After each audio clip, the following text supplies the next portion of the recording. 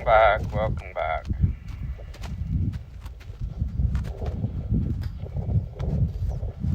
Back with Attila. And I wanted to talk a little bit today because when this horse got out of the trailer, it was pretty bracy, and the backing's getting much softer. So awesome. And again, every time I catch one, I want them to lower their head. So if he's going to worry about this stuff, we're going to just kind of keep flipping it up. We'll break the hind, change directions, and flip it up again. Break the hind, change directions. And again, the joke is always, I wouldn't do it from out in front because we already know he can pull back. But if he has trouble throwing this little tiny lead rope up over his back and gets worried for me to wave hello to my friends, hello all my YouTube friends. Hello, dogs. Type hello in the comments if you're paying attention. I was a little better, but still a little too fast. When I break over here, I want him to step over behind. We know riding him, he gets a little tight to step over behind. He's much better now from the ground. And I'm not trying to scare him here, but just expose him and let him learn that that's what life is about. Those of you that have seen us start our babies know we're doing this from when they're little. Move your butt over. Move your butt over. Shoulder out. Get your shoulder out there. That's another thing he has trouble for, especially on this left side. Good. He found a place finally to get stopped. Still couldn't quite handle that throwing over.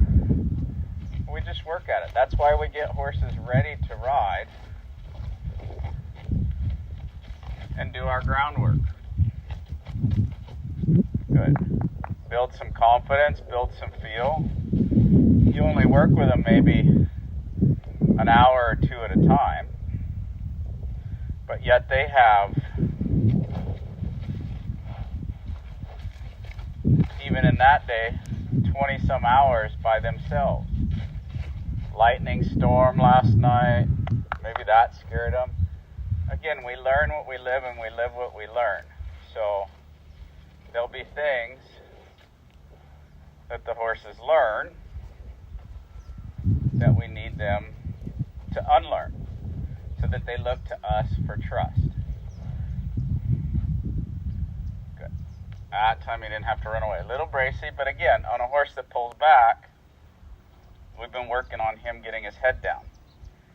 And I'm kind of pulling on both ends rope here, but sometimes I might have to go left, right, kind of like a Indian burn. I'm careful to lean down in case he throws his head.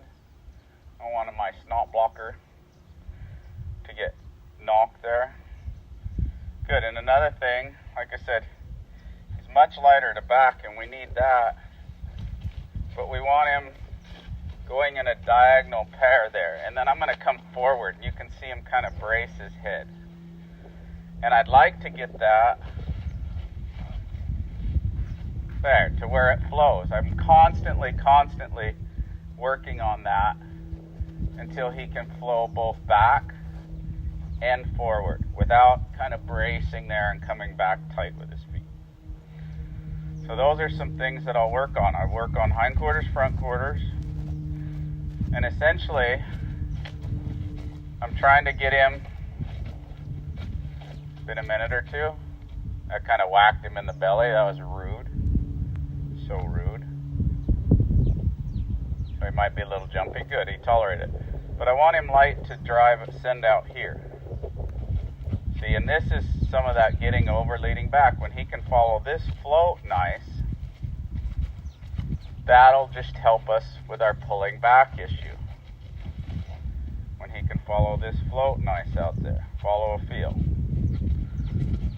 But again, Mother Nature sometimes, that halter's pretty far forward of the shoulder. Mother Nature tells things to drive back when they feel pressure there. So we're always working on him when he feels pressure there to kind of come off that pressure, so that if he was in a horse trailer or tied up and something happened there, he could come off of that without getting hurt or braced or tense or scare himself worse. Because none of us, when we're scared, thinking is not always our best attribute as a living creature. So anyways, I hope these tips help you on a pulling back horse. Thanks for watching. Enjoy the journey. Happy trails.